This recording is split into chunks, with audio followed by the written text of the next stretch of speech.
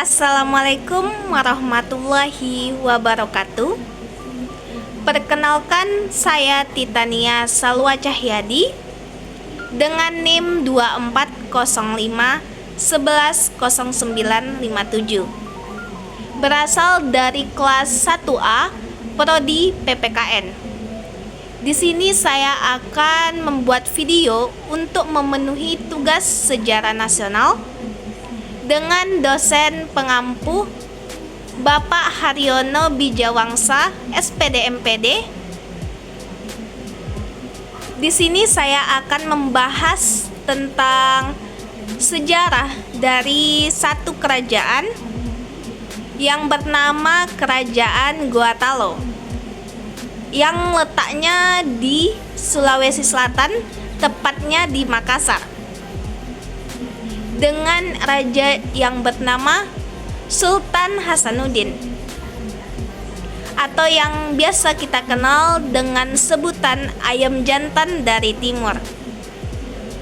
Sultan Hasanuddin dengan nama lengkapnya Muhammad Bakir I Malombasi Daeng Matawang Karaeng Bonto Mangape adalah Sultan Goa ke-16 yang begitu dikagumi oleh masyarakatnya.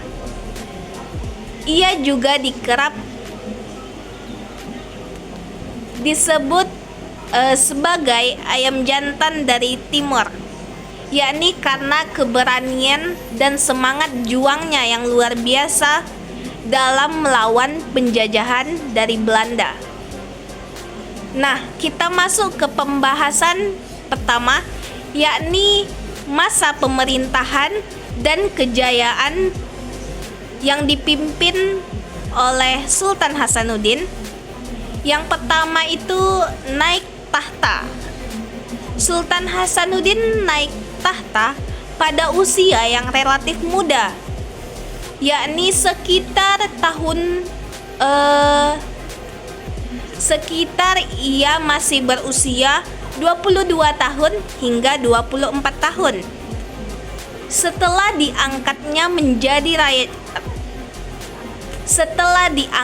menjadi Raja Goa yang ke-16 pada bulan November, tepatnya pada tahun 1653, Sultan Hasanuddin lantas meneruskan perjuangan dari sang ayah untuk meneruskan perjuangan melawan VOC yang sudah melakukan praktik monopoli perdagangan.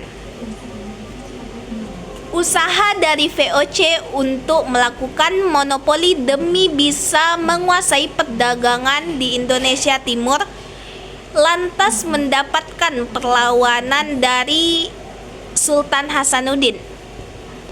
Sultan Hasanuddin tidak hanya sendiri. Dia ditemani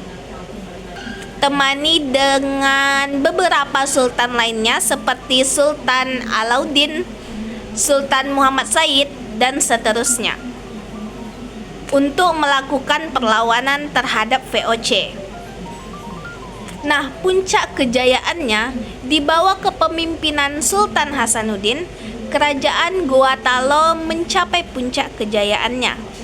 Makassar pun menjadi pusat perdagangan yang sangat strategis di wilayah timur Nusantara.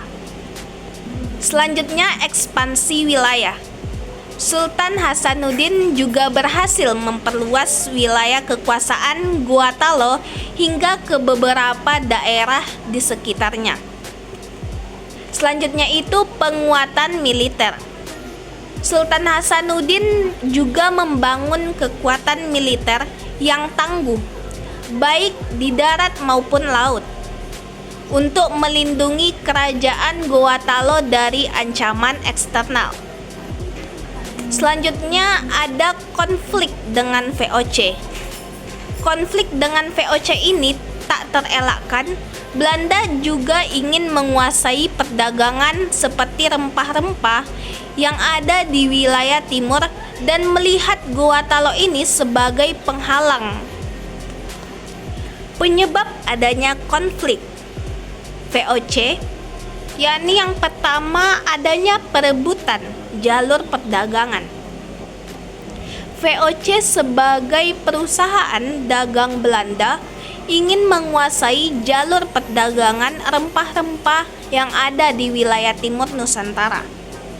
Kerajaan Guatalo yang saat itu juga merupakan pusat perdagangan yang sangat strategis menjadi target utama dari VOC ini. Yang kedua itu adanya ambisi untuk menaklukkan. Nah, jadi VOC ini memiliki ambisi yang sangat besar untuk menaklukkan dan menguasai seluruh wilayah di Nusantara. Keberadaan kerajaan Guatalo yang kuat dan mandiri menjadi penghalang bagi ambisi dari VOC tersebut. Selanjutnya, yakni adanya perbedaan kepentingan. Terdapat perbedaan kepentingan yang menjadi dasar antara VOC dan kerajaan Guatalo. VOC ini ingin menguasai perdagangan dan sumber daya alam yang ada di wilayah tersebut. Berbanding terbalik dengan kerajaan Guatalo, kerajaan Guatalo ini ingin mempertahankan kemerdekaan dan kedaulatannya. Jalannya Perang Makassar, konflik antara VOC dan Sultan Hasanuddin meletus menjadi perang yang dikenal dengan sebagai Perang Makassar. Selanjutnya, perang yang panjang. Perang Makassar berlangsung selama beberapa